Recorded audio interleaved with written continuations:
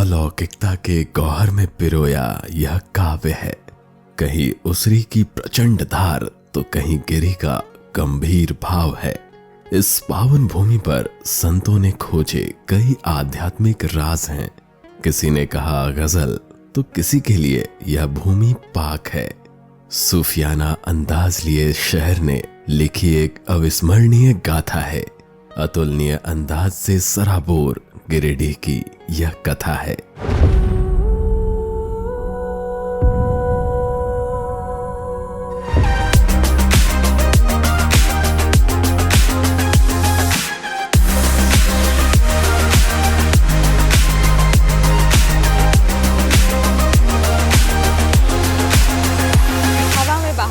लगता है प्रकृति अभी भी बरकरार है, और बरकरार ही नहीं, इस बार जो हमारी मंजिल होने वाली है वहाँ प्रकृति हर रूप में बेमिसाल है।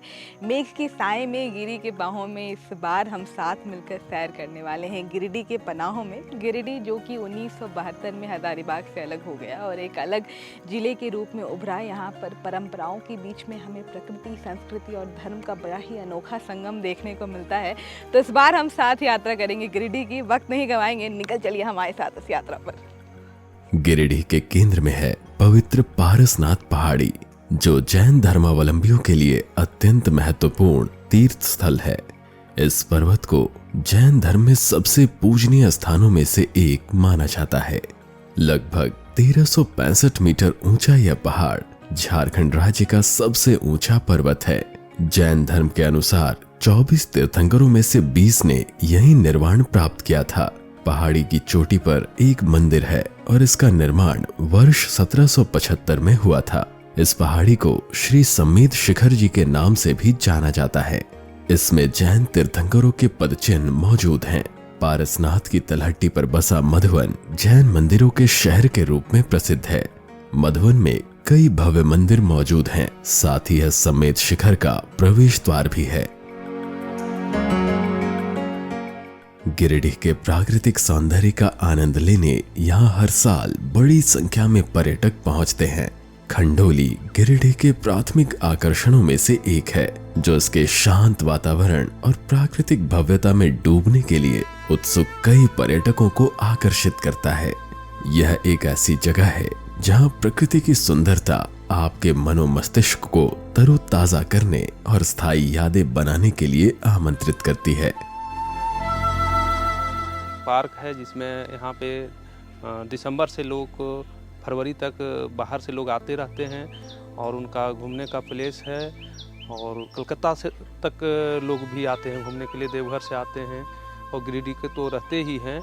और यहाँ एक डैम है, जिस डैम का पानी पूरे गिरिडीह शहर के लोग पीते हैं। ये पानी बहुत शुद्ध पानी है। अगल बगल जो है इस गंदगी नहीं आती है इस डैम में, और साफ़ पानी, शुद्ध पानी लोग पीते हैं।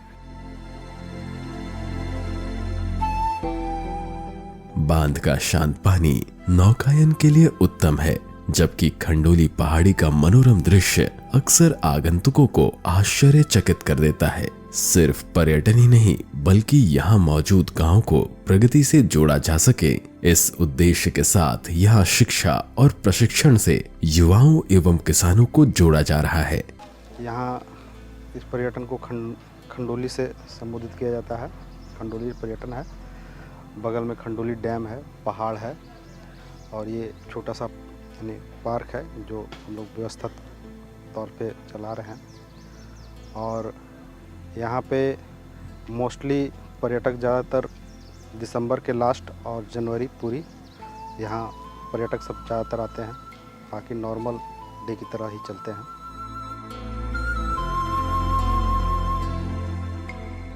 एकल अभियान के अंतर्गत गांव के युवाओं को एक तरफ कंप्यूटर का प्रशिक्षण दिया जा रहा है, तो दूसरी ओर किसानों को जैविक खेती से जोड़ने पर भी कार्य हो रहा है। यहाँ आने वाले पर्यटक भारी संख्या में इसे देखने और समझने की कोशिश करते हैं। मैं एकल ग्राम उत्थान फाउंडेशन पिछले 4 महीने से आ रहा हूँ। यहाँ पे मेरा DCA का कोर्स कंप्लीट हो चुका है और मैं अभी टेली सीख रहा हूँ। हमारा जो सेंटर है यहाँ पे कंप्यूटर का सेंटर है। यहाँ पे कंप्यूटर का एजुकेशन दिया जाता है, सभी प्रकार के सॉफ्टवेयर को सिखाया जाता है। यहाँ पे हमें ऑफिस का सारी जानकारी दी जाती है, इंटरनेट आदि की जानकारी दी जाती है यहाँ पे। उसके बाद हमारे एडवांस कोर्सेज भी अवेलेबल है, जैसे कि यहाँ पे टेली का कोर्स भी करवाया जाता है और यहाँ पे कॉरल ड्रॉ इत्यादि का भी जानकारी दिया जाता है। यहाँ पे अपना GRC केंद्र ग्रामोत्थान संसाधन केंद्र खंडोली में स्थित है, ये जो गिरिडीह जिला में पड़ता है। ये अपना यहाँ पे गो आधारित खेती आधारित ग्रामोद्योग के लिए समर्पित ग्रामोत्थान संसाधन केंद्र है। यहाँ से हम लोग किसानों को प्रशिक्षण देते हैं, जो कि वर्मी कंपोस्ट, जीवामृत, कीट नियंत्रक ये सभी का प्रशिक्षण देते हैं। और यहाँ पे अपना कंप्यूटर का भी शिक्षा दिया जाता है। कंप्यूटर में अपना बच्चे बच्चियाँ ये सभी आकर के यहाँ सेंटर में भी कंप्यूटर सीखते हैं। और दूर दराज जो इस सेंटर से दूर है, वहाँ पर हम लोग एकल ऑन व्हील्स बस में ही कंप्यूटर लगा हुआ है, लैपटॉप लगा हुआ है, वो गांव-गांव में जा कर के वहाँ पे 3 घंटे बच्चे लोगों को पढ़ाते हैं।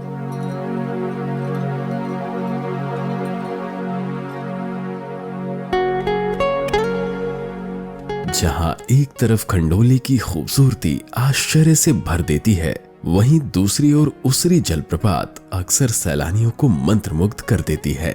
गिरिडीह टुंडी मार्ग पर शहर से 10 किलोमीटर दूर स्थित उसरी जलप्रपात का स्वच्छ वातावरण, शांत माहौल और रमणीक नजारा इसे गिरिडीह का महत्वपूर्ण पर्यटन स्थल बनाता है। यह स्थान चारों ओर से पारसनाथ की पहाड़ी श्रृंखला से घिरा हुआ है।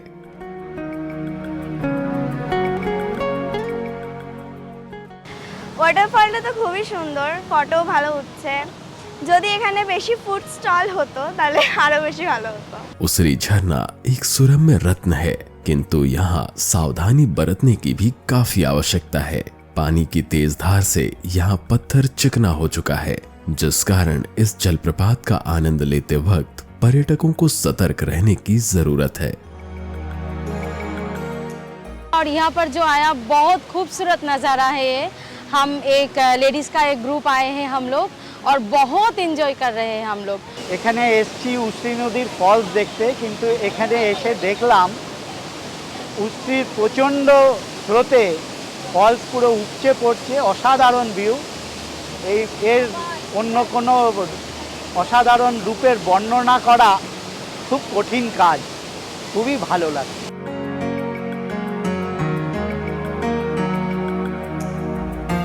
इस क्षेत्र से बराकर की सहायक नदी उसरी नदी गुजरती है। पारसनाथ की पहाड़ियों से होते हुए उसरी यहाँ 40 फीट की ऊंचाई से गिरती है। वैसे तो बाकी महीने में ये जो पानी है ये 3 धाराओं से नीचे गिरती है, लेकिन क्योंकि अभी बरसात का मौसम है, इसीलिए हमें फॉल का प्रचंड रूप देखने को मिल रहा है। यहाँ जो पर्यटक आते हैं वो जंगलों के रास्ते होते हुए इस खूबसूरत जलप्रपात का आनंद उठाते हैं।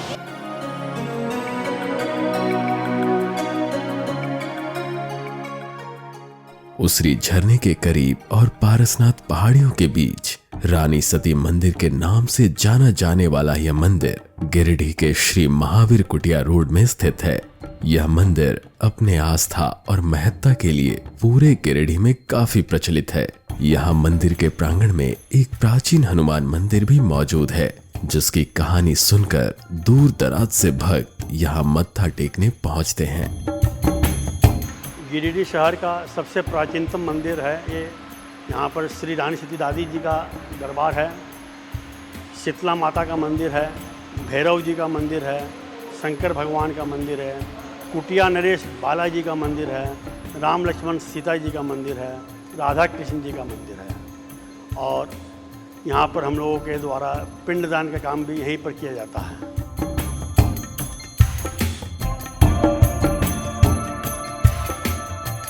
पहले लोग यहाँ जैसे शाम को हमारे दिनचर्या करने के लिए आ जाते थे, तो उसी क्रम में एक दिन एक साधु पुरुष यहाँ पर आए और मेरे दादाजी को बोले कि आप यहाँ प्राण प्रतिष्ठा करनी है भगवान की, तो आप सामान पूजा कर ले आइए।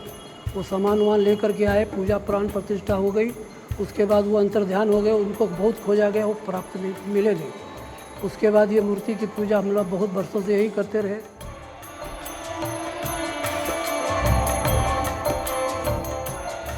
ये चर्चा सुनते आए हैं ज़्यादा समय से कि यह मंदिर किस प्रकार का स्थापना हुआ था, उसके बाद फिर नया इसमें प्रवृत्ति हुई, नया निर्माण हुआ। लेकिन वो बजरंगबली जहाँ थे वहाँ से लोग आज तक उनको चाहा कि नीचे से ऊपर ले आएँ, लेकिन बजरंगबली अपने स्थान पर ही रहे, क्योंकि यहाँ के जो मुख्य पुजारी थे उनको स्वप्न में यह बोला गया कि मैं जहाँ हूँ वहाँ ही रहूँगा, मुझे हिलाने का प्रयास मत करो। तो नहीं हिल पाए, तब दूसरे बजरंगबली का यहाँ पर स्थापना हुआ और उसी समय से यहाँ लगातार पूजा पाठ आज सदियों से चलते आ रहा है। गिरिडीह अपनी गहरी जड़ों वाली आध्यात्मिकता और सांस्कृतिक विरासत के साथ एक पवित्र आश्रय स्थल के रूप में प्रचलित है। जगन्नाथ डीह के मिर्जागंज में जलीय सूर्य मंदिर लोक आस्था का केंद्र है। यह मंदिर वास्तुकला का अनुपम उदाहरण है और आज झारखंड के गौरव के रूप में प्रसिद्ध है। हर एक माह सावन या भादों में, हर एक भादों में देवघर जाया करता हूं और जल स्तरीय मंदिर जो है कमला मंदिर में यहाँ रात्रि सेवा में सभी परिवार फैमिली के साथ प्रस्थान करते हैं।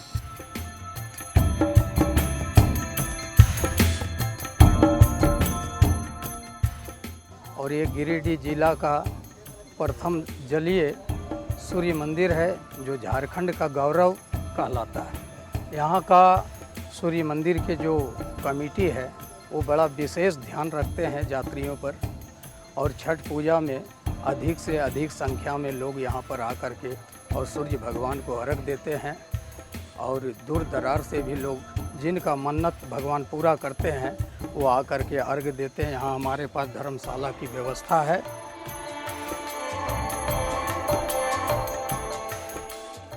इस मंदिर का शिलान्यास भूमि पूजन 5 मई 1993 में हुई और 17 मई 2002 में इस मंदिर की स्थापना, उस समय से भगवान सूर्य का पूजा प्रारंभ कर दिया गया। मंदिर के अंदर सूर्य भगवान के अलावे 6 और मंदिरें स्थापित है, जिसमें गायत्री माता की मंदिर, राधा कृष्ण की मंदिर, लक्ष्मी नारायण की मंदिर, राम दरबार, दुर्गा माता की मंदिर और शंकर पार्वती की मंदिर।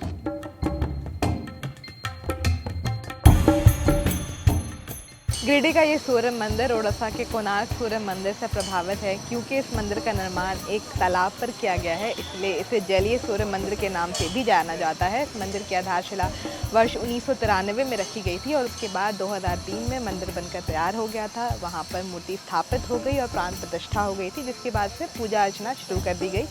जो मंदिर है ये रथ की संरचना में बनाया गया है, ऊपर एक कमल स्थापित है और उसके साथ ही गर्भगृह में सूर्य भगवान की तो मूर्ति है ही, साथ ही 6 ब्रह्म कमल के पंख भी हैं, जिस पर अलग अलग कमल के पंख पर एक मूर्ति स्थापित की गई है। गिरिडीह शहर में भगवान शिव के कई महत्वपूर्ण धाम मौजूद हैं।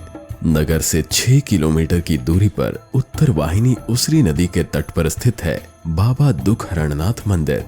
कहते हैं यहाँ पर भक्तों की मांगी गई सभी मुरादें पूरी हो जाती हैं और बाबा लोगों के दुखों को हरते हैं, इसलिए लोग इनको दुखहरणनाथ कहते हैं। गिरिडीह के लोगों की बाबा दुखहरणनाथ में काफी आस्था है और लोग बाबा को दुखिया महादेव के नाम से भी पुकारते हैं। लगभग सैकड़ों वर्ष पुराना यह मंदिर है और इस मंदिर की विशेषता सबसे बड़ी है कि उसरी नदी जो है वह उत्तर वाहिनी यहाँ बहती है, जिसका जल गंगा जल के जैसा पवित्र है। सारे श्रद्धालु यहाँ हजारों की संख्या में पूजा करने के लिए आते हैं कि जो लोग का जो मन्नत रहा है बाबा के दरबार में, वह मन्नत यहाँ पूरा हुआ है। और इसी निमित्त यह मंदिर जो है चारों कोना से नदी से घिरा हुआ है। बाबा दुखहरनाथ की विशेषता, बाबा दुखहरनाथ का शिवलिंग और शिवा उपराण आपरूपी हैं और लाखों श्रद्धालुओं का आस्था जुड़ा हुआ है इस बाबा दुखहरनाथ पे। और विशेषता है कि इनके यहाँ व्यवस्था की कोई ज़रूरत नहीं है, इनकी व्यवस्था खुद अपने आप किए हैं। इनका व्यवस्था है कि सामने इनका बेल का पेड़ है और बाबा का बोलता है कि त्रिदलम त्रिगुणाकारम त्रिनेत्रम त्रियाधम तीन जन्म पाप संहारम एक बेलपत्र शिवार्पणम। एक बेलपत्र अगर इस शिव जी का बेलपत्र पर शिव जी का अर्पण कर लेते हैं तो कहता है कि शिव 3 जन्मों का पाप संहार करते हैं।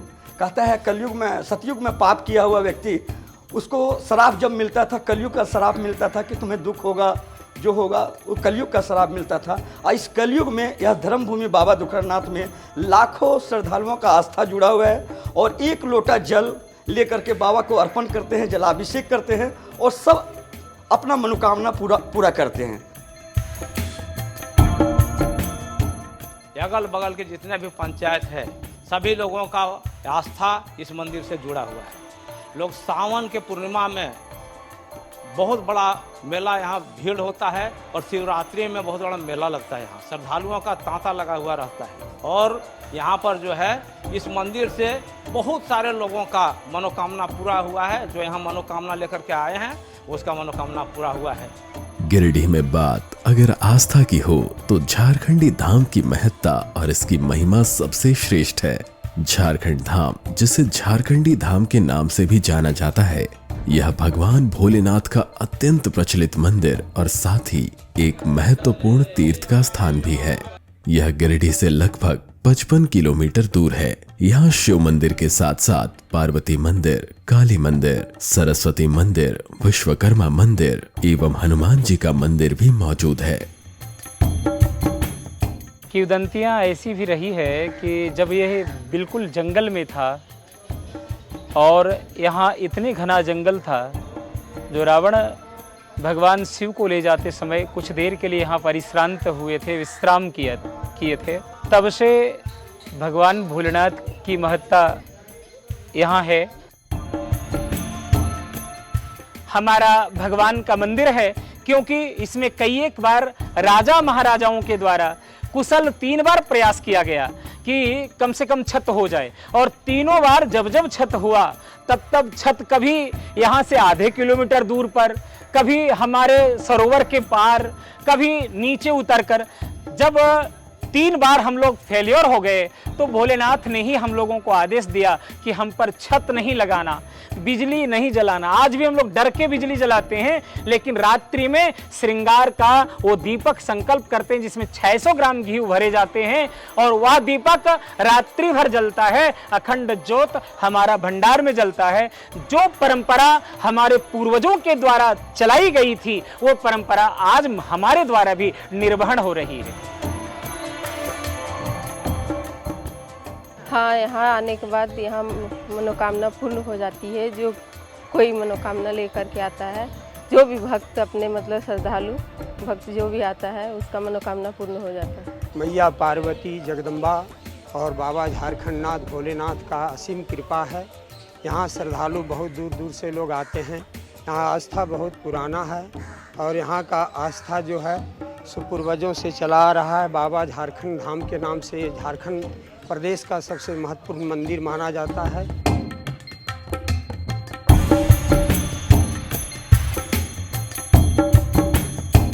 बाबा झारखंडनाथ हमारे सिद्धपीठ स्थान हैं। जो जैसा लोग धार्मिक स्थल में पूजा करने के लिए आते हैं सभी लोग को मनोकामना बाबा पूरा करते हैं। ऐसे ऐसे व्यक्ति हैं जो कैंसर से पीड़ित हैं, लगभग 10 ऐसे व्यक्ति हैं, सभी लोग को मनोकामना बाबा झारखंडनाथ पूरा कर रहे हैं।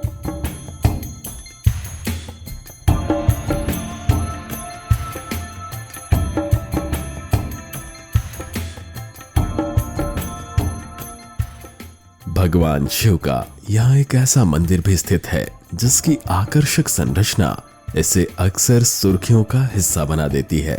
यह मंदिर गिरिडीह जिला के बगोदर में स्थित है। यहाँ राधा कृष्ण एवं भगवान शिव के मंदिर का निर्माण किया गया है, इसलिए इसे हरिहर धाम के नाम से जाना जाता है। यहाँ पर स्थित शिवलिंग की ऊंचाई 65 फीट है और यह भारत के सबसे विशाल शिवलिंग में से एक है।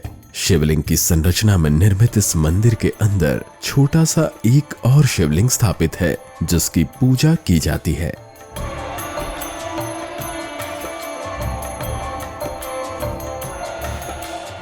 पहली बात तो ये जो बिहार झारखंड का पूरा सबसे बड़ा शिवलिंग है यहाँ का हमारा, और ये सबसे प्रसिद्ध है यहाँ की शादी। मैक्सिमम यहाँ पे शादियाँ शादी के टाइम में लगन टाइम में देखेंगे आप, तो ये पूरा जितना ही क्षेत्र है बगोदरा विधानसभा से लेके पूरा हजारीबाग तक गिरिडीह पूरा क्षेत्र के लोग यहाँ शादी के लिए आते हैं। और ये काफ़ी पुराने मंदिर भी है और पूरा एरिया हमको लगता है पूरे इंडिया में एक टाइम में था, अभी कहीं बना होगा तो नहीं पता, पूरे इंडिया में सबसे बड़ा शिवलिंग के लिए चर्चित है। 1988 में शिव मंदिर का प्रतिष्ठा किए और ये हरिहर धाम नाम है। तो पहले हरि का मंदिर बनाई जो राधा कृष्ण मंदिर देख रहे हैं, और हर मतलब शिव हुए, हरि और हर दोनों मिलके हरिहर धाम मंदिर इनका नामकरण हुआ। विशेष इस शिव मंदिर का बनाने का उद्देश्य था कि लोगों में एक प्रेरणा मिले। प्रेरणा क्या है कि अंदर और बाहर एक समान है। जो मनुष्य के अंदर में जो भावना हो वो बाहर भी होना चाहिए। वही यह मंदिर बना हुआ है कि अंदर में जैसा है वैसा बाहर भी है, माने छल कपट नहीं। जैसा जो वचन दिए तो कर्म और वचन को एक रखें। जितनी जटिल हरिहर धाम की संरचना है उतना ही पौराणिक इस पंच मंदिर का इतिहास है। गिरिडीह जिले में जमुआ प्रखंड के पोबी गांव में स्थित यह ऐतिहासिक पंच मंदिर लगभग 200 साल पुराना है। इस मंदिर की वास्तुकला और इसकी नक्काशी आज भी आकर्षण का मुख्य केंद्र है। यहाँ स्थित शिवलिंग एक ही पत्थर को तराशकर बनाया गया है। इस ऐतिहासिक मंदिर का निर्माण सन 1830 में 3 भाइयों दुर्गा प्रसाद, महाराज सहाय और विष्णु प्रसाद के द्वारा करवाया गया था, जो उस जमाने में यहाँ के जमींदार हुआ करते थे। ये मंदिर बहुत ही प्राचीन है। सन 1830 ईस्वी में इनका निर्माण किया गया है हम लोगों के पूर्वजों के द्वारा। और खासियत है इसकी एम्ब्रॉयडरी, नक्काशी बहुत अच्छा है, कलाकृति बहुत अच्छा है। सिर्फ रख रखाव के कारण अब जो है मंदिर जो है पतन के कगार पर है। सरकार पुरातत्व विभाग के द्वारा इसको टेक ओवर करे और इसका जीर्णोद्धार करे तो बहुत अच्छी बात होती है। ऐसी कलाकृतियाँ धरोहर रह पाता। ये मंदिर जो आप देख रहे हैं ये 200 साल पुराना है। ये हमारे स्वतंत्रता सेनानी सदानंद प्रसाद भूतपूर्व मंत्री रहे थे, लेबर मिनिस्टर, उन्हीं के द्वारा ये बनाया गया है। लेकिन अभी इनका मंदिर का हालत थोड़ा जर्जर हो गया है। हम लोग का सरकार से ये निवेदन है कि इन पे थोड़ा मंदिर पे ध्यान दें और इसका जीर्णोद्धार करें। जहाँ एक तरफ इसकी खूबसूरती और इतिहास यहाँ से गुजरते हर पर्यटक को अपनी ओर खींच लाती है, वहीं दूसरी ओर देखरेख की कमी के कारण मंदिर की जर्जर हालत थोड़ी निराश भी करती है। बताया जाता है कि इस मंदिर में काफी वक्त तक लंगेश्वरी बाबा ने वक्त बिताया था। लंगेश्वरी बाबा और लंगटा बाबा के नाम से अपने भक्तों के बीच विख्यात जीवात्माओं के महान साधक बाबा की समाधि सांप्रदायिक सौहार्द के रूप में विख्यात है। जमुआ प्रखंड मुख्यालय से 7 किलोमीटर दूर देवघर मुख्य मार्ग के किनारे खरकटिहा में स्थित लंगटा बाबा की समाधि पर सभी धर्म के लोगों की अटूट श्रद्धा है। बताया जाता है कि बाबा के पास दैविक शक्तियां मौजूद थी और उनके द्वारा यहाँ कई चमत्कारिक कार्य किए गए। इनकी ख्याति झारखंड के अलावा अन्य राज्यों में भी है। हजारों लोग बाबा की समाधि स्थल पर चादर पोशी के लिए पहुंचते हैं। जो भक्त जो आते थे यहाँ पर, जो मनोकामना मांगते थे बाबा पूरा करते थे। मतलब कुछ जैसे बता दिए, जो कोई बीमारी लेकर आए कि बाबा फलना बीमारी है तो फलना चीज़ खा जाना ठीक हो जाएगा, नीम के पत्ता है तुम खा जाना ठीक हो जाएगा। इसी तरह से बाबा गया। यहाँ पर मेला लगता है पूस का पूर्णिमा में। उसी दिन बाबा 1910 में समाधि लिए, तो उनका मेला यहाँ पर लगता है। चादर मतलब मनोकामना जिसका पूरा होता है, पूरा के कम्बल चादर जो इच्छा है चढ़ा सकता है। प्रसादी में जो भी इच्छा है सब कुछ चढ़ता है यहाँ पर। बताया जाता है कि 1870 के दशक में नागा साधुओं की एक टोली खरकटिहा आई। उस वक्त खरकटिहा परगना के नाम से ये जगह चर्चित थी और कुछ वक्त यहाँ बिताने के बाद जो बाकी साधु थे वो अपने अगले गंतव्य की ओर निकल पड़े, लेकिन उसमें से जो एक साधु थे वो यहीं रह गए और कालांतर में उन्हें अपनी चमत्कारी शक्तियों को देखते हुए प्रसिद्धि हासिल हुई और लोगों की जो आस्था है उनमें काफ़ी बढ़ी। 1910 में उन्होंने यहीं पर समाधि ले ली और हर वर्ष जिस दिन उन्होंने समाधि ली उस दिन बहुत ही बड़े स्तर पर यहाँ मेले का आयोजन किया जाता है। वैसे भक्त जिनकी मनोकामनाएं पूरी होती है वो अभी भी यहाँ आकर चादर और कंबल चढ़ाया करते हैं। गिरिडीह नगरी में अवस्थित प्रसिद्ध तीर्थ स्थल श्री कबीर ज्ञान मंदिर संत कबीर की पूजा के लिए प्रसिद्ध है। साथ ही साथ इस धाम की संस्थापिका मां ज्ञान द्वारा आध्यात्मिक एवं सामाजिक पहलुओं पर कई कार्य किए जा रहे हैं। ये है श्री कबीर ज्ञान दर्शन। सदगुरु मां ज्ञान द्वारा इस भवन का निर्माण करवाया गया। यहाँ पर नीचे में म्यूरल्स में सदगुरु कबीर साहब की पूरी जीवनी है और यहाँ पर बहुत सारे हमारे भारत में उद्भूत संतों की पेंटिंग्स है और उनके संदेश हैं और बहुत सारे संतों ने क्या बताया और साथ में ये पिलर्स में सदगुरु माँ द्वारा रचित भजन हैं जो बहुत ही लोगों को प्रेरणा देती हैं।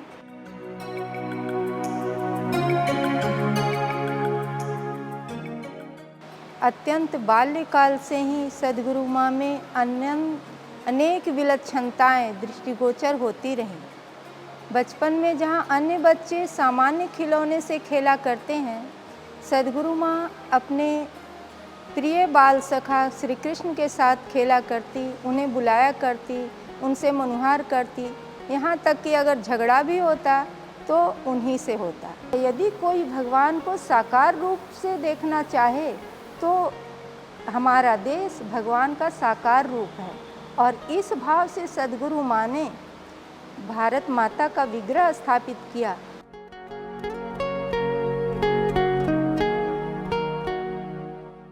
श्री कबीर ज्ञान मंदिर को गुरु गोविंद धाम के नाम से भी जाना जाता है। इस धाम की नींव 1985 में रखी गई थी।